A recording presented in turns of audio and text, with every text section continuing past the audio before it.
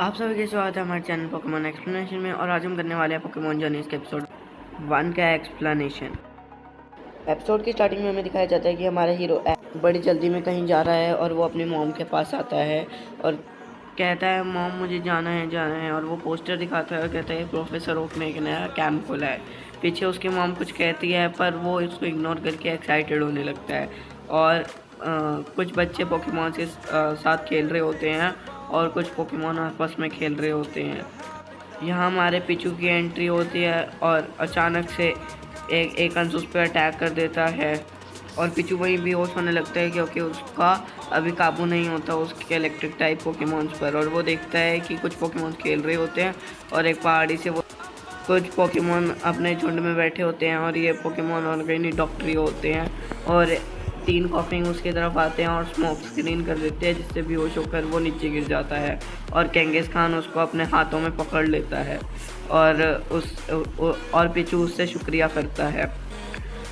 और पिचू देखता है कि वहाँ पर बहुत सारे केंगिस खान होते हैं और केंगिस खान को पिचू पर दया आ जाती है तो वो उसे अपने पॉकेट में रख लेता है और सभी केंगिस खान अपने बच्चों के साथ एक साथ चलने लगते हैं। यहाँ पर दिखाया जाता है कि केंगिस खान अपना खाना खा रहे होते हैं अपने पर पिचू नहीं खाता तो केंगिस खान अपना बड़ा मुंह खोलता है। पिचू भी उसकी कॉपी कर बड़ा मुंह खोलता है और केंगिस खान उसके मुंह में ऑरेंज बेरी डाल देता है।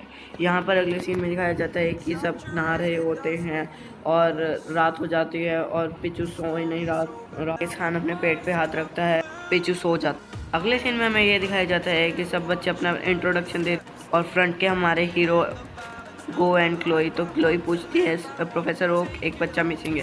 तो प्रोफेसर ओक कुछ ऐसे एक्सप्रेशन देकर कहते हैं कि हाँ। तो गो हमारा एक्साइटेड होके बहुत शो ऑफ करने लगता है और अगले सीन में दिखाते हैं कि ऐश अभी भी सो ही रहा होता है।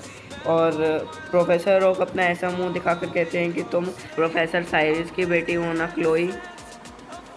तो ऐश उठता है और देखता है कि टाइम बहुत ही ज़्यादा हो चुका है और प्रोफेसर ओक जंगल में जा चुके होते हैं सभी बच्चों के साथ। तो प्रोफेसर ओक उनको एक बैटल दिखाते हैं जिसमें एक ट्रेनर अपना पोकेमॉन पकड़ रहा होता है और गो देखकर वो बहुत खुश होता है और प्रोफेसर ओक उनको ज्ञान बांटने लगते हैं कि पोकेमॉन कैसे पकड़ते हैं और कैसे रखते हैं। और प्रोफेसर ओक पूछते हैं कि ये कौन सा पोकेमॉन है।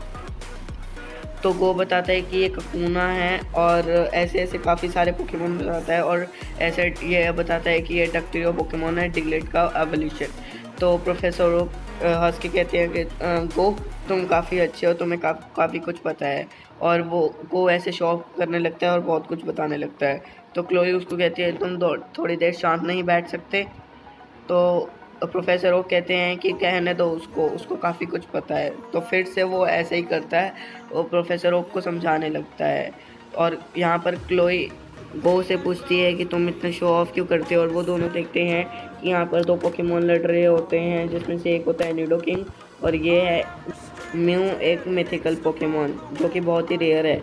और निडोकिंग यहाँ पर एक अटैक करता है जिसका नाम फ्लेम चार्ज होता है और म्यू उसको उसकी कॉपी करके वही अटैक करता है और उसको मार देता है। और यहाँ म्यू गो और क्लोई को देख लेता है और वो अपना ट्रांसफॉर्म कर लेता है मैगमार में और फिर से वो अपना चेंज कर लेता है लैप्रेस में।